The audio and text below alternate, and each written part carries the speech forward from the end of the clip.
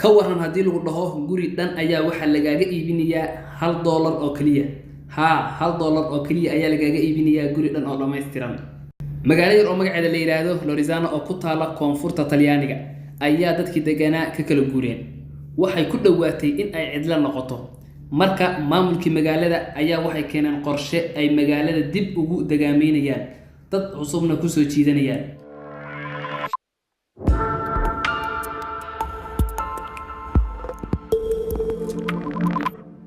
saaxiibayaal soo dhawaada mar labaad iyo mar saddexaad. waa barnaamijkeennii asbuuclaha ee aan uga hadli jirnay dhacdooyinkii asbuucaas ugu yaabka badnaa ee dunida daafeeda ka dhacay ee sida aadka ah loo hadalhayay, warbaahintuna ay sida aadka u qoraysay. dabcan dhammaan ma soo wada qaadan karno dhacdooyinkii asbuucaas ugu yaabka badnaa oo waqti intaa leeg uma hayno.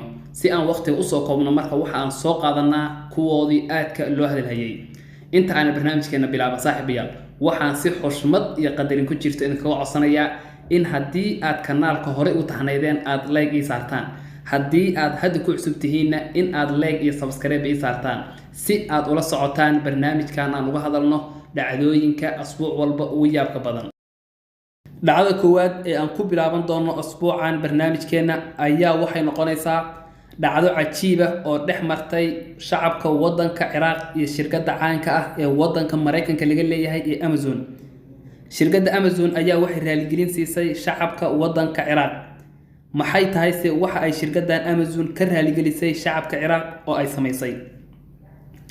shirkadda Amazon ayaa suuqeeda internetka waxay ku soo bandhigtay kabasaar ama dacasad u naqshadaysan sida calanka waddanka Ciraaq. sida aan la soconana waddanka Ciraaq calankiisa waxaa dhexda uga qoran kelmadda Allahu Akbar. arrintan ayaa markii ugu horeysay waxaa ka carooday oo dadkana ku baraarujiyay gabar wariye ah oo waddanka Ciraaq u dhalatay. gabadhan ayaa barteeda Twitterka waxay ku qortay shirkadda Amazon waxaa waajib ku ah in ay suuqeeda ka saarto kabasaarta ama dacasada wax u dhimaysa sharafta iyo sumcadda calanka iyo shacabka Ciraaq.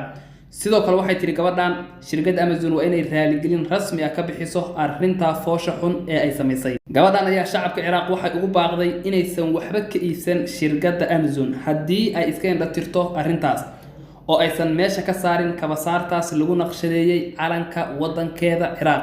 nasiib wanaagse qaybta macaamiisha ee shirkadda Amazon ee la yiraahdo Amazon Help ayaa si degdeg ah uga jawaabtay arrintaas, iyaga oo sheegay inay arrintaas aad uga xun yihiin kabasaartaana sida ugu dhaqsaha badan ay uga saari doonaan website-kooda. dhacdada labaad ee yaabka iyo makaaga leh ee aan soo qaadan doono asbuucan ayaa waxay ka dhacday halkaas iyo waddanka Shiinaha. haweeney waddanka Shiinaha u dhalatay ayaa maalinkii uu aroosiyay wiilkeedu waxay si lama filaana ku heshay gabadheedii oo ka luntay muddo 20 sano ah ka hor.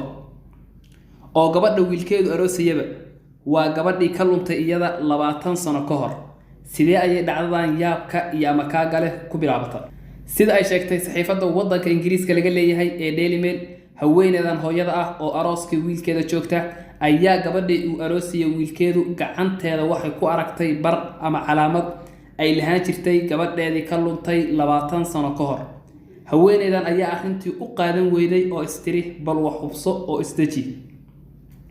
waxay la xiriirtay qoyskii gabadha, waxay weydiisay su'aal ah gabadhan ma idinka ayaa si caadi u dhalay oo ma hooyo iyo aabba ayaa u tihiin mise waa korsateen oo kaliya? qoyskan ayaa su'aashan aad uga naxay oo waxay ahayd arrinta gabadhan arrin ay aad u qariyaan. ugu dambeynse qoyskan waxay u sheegeen haweeneydan in gabadhan iyadoo yar oo lunsan oo ooyeysa ay jidka ka heleen maalin. intaas kadibna ay go'aansadeen in ay qaataan oo ay korsadaan, sidaasna ay ku noqotay gabadhoodii. gabadhii aroosadda ahayd ayay arrintii u sheegeen gabadhii iyo hooyadeed way isku ooyeen wayna isku dhegeen farxad daraaddeed. qisadu halkaa kuma dhammaan weli. arooskii markii uu hakaday maadaama gabadhan ay u caddaatay in wiilkan ay is aroosi lahaayeen uu walaalkeed noqday, haweeneydii ayaa intii gabadhii u timid war kale oo farxad leh u sheegtay in wiilkan ay iscaashaqeen uusan walaalkeed runa uusan ahayn ee ay sidaas oo kale iyaduna wiilkan soo korsatay. guurkoodii iyo farxadoodiina aysan baaqanin oo mar labaad aroos weyn oo intaa ka farxad badan loo dhigi doono. haddana aan aadno qaaradda Yurub iyo halkaas iyo waddanka Faransiiska oo aan ka soo qaadan doono dhacdadeena saddexaad ee barnaamijkeena dhacdooyinkii ugu yaabka badnaa ee waayadaas ama markaas ay saxaafaddu sida aadka u qoraysay. warbixin ay baahisay saxiifadda waddanka Faransiiska laga leeyahay ee Le Figaro ayaa waxay sheegtay in maxkamaddu ku xukuntay majallad kale oo isla waddankaas ka soo baxda in ay nin derbi chief ah siiso magdhow gaaraya $47,000. maxay tahay sababta majalladan loogu xukumay in ay ninkan derbi chiefka ah siiso lacagtaas kor u dhaafaysa $47,000? majallad waddanka Faransiiska laga leeyahay oo magaceeda la yiraahdo Paris Match ayaa sanadkii 2018 waxay warbixin dheer ka diyaarisay dad ku sugan goob tareenada laga raaco oo ku taala waqooyiga magaalada Paris kuwaas oo adeegsada ama isticmaala daroogada kokaina. intaas kadib majalladan markii ay sii deysay warbixinteedii ayaa nin ka mid ahaa dadkii daroogada meesha ku isticmaali jiray wuxuu majalladii ku dhex arkay sawirkiisii oo warbixintii lagu soo daray sawirkiisii oo aan wax shucaaca lagu furin ama aan si kale wajigiisa loo qadhin. ninkan 48 sano jir ah ayaa arrintaas aad uga xumaaday wuxuuna majalladii la fulay maxkamad sanadkii 2019. maxkamaddii markay arrintii gashay ugu dambeyn waxay ku xukuntay majalladii $11,000 iyo in ninkan sawirkiisa ay ka saaraan warbixinta iyo website-koodaba. intaas kadib majalladii waxay ninkii sawirkiisa ka saartay website-koodii oo kaliya laakiin ninkan sawirkiisii wuxuu weli ku sii jiray application-ka magazine-ka ee dadka moobiladooda gacanta ugu jira. ninkan ayaa haddana mar labaad sanadkii 2020 majalladan maxkamad la fulay isagoo ku eedeeyay in majalladan weli ay faafinayso sawirkiisii oo aysan ka saarin.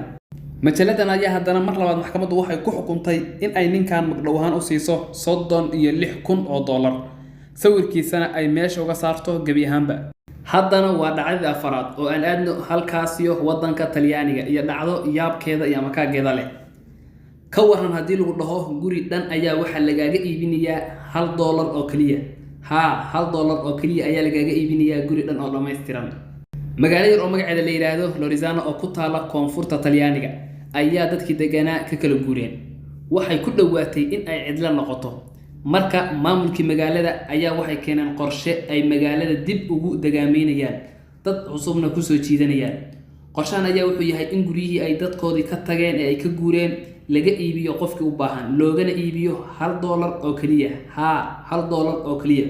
horay ayaa magaalooyin yar yar oo isla waddanka Talyaaniga ku yaala oo iyagana lagu kala guuray guryahooda lagu iibinayay $1 si mar labaad loo dagaameeyo magaalooyinkaas yar ee laga kala guuray.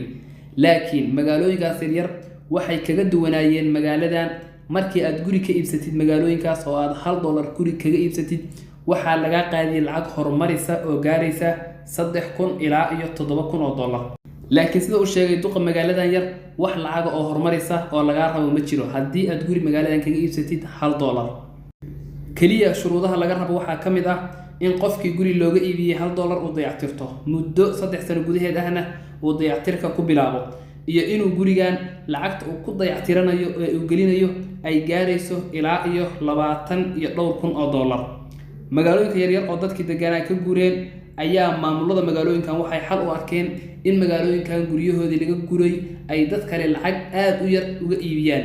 dabcan qof walba oo $1 haysta ma iibsan karo guryahan ee waa dad Talyaaniga gudihiisa jooga ama haysta sharci sax ah oo ay ku galaan waddanka Talyaaniga. saaxiibayaal intaas ayaan kusoo koobaynaa barnaamijkeenan oo aan uga hadlaynay dhacdooyinkii asbuucan ugu yaabka badnaa ee dunida daafaheeda ka dhacay ee saxaafaddu ay sida aadka u qoraysay. mar labaad iyo mar saddexaad waxaan saaxiibayaal si xushmad iyo qadarin ku jirto idinkaga codsanayaa in haddii aad kanaalka hore ugu taxnaydeen aad like saartaan haddii aad hadda ku cusub tihiinna aad like iyo subscribe saartaan si aad ula socotaan barnaamijkeenan aan kusoo gudbino dhacdooyinkii asbuuc walba ugu yaabka badnaa ee dunida daafaheeda ka dhacay ee warbaahintu ay aadka u hadalaysay. waa mahadsantihiin waa noo asbuuca dambe iyo nooli kulante.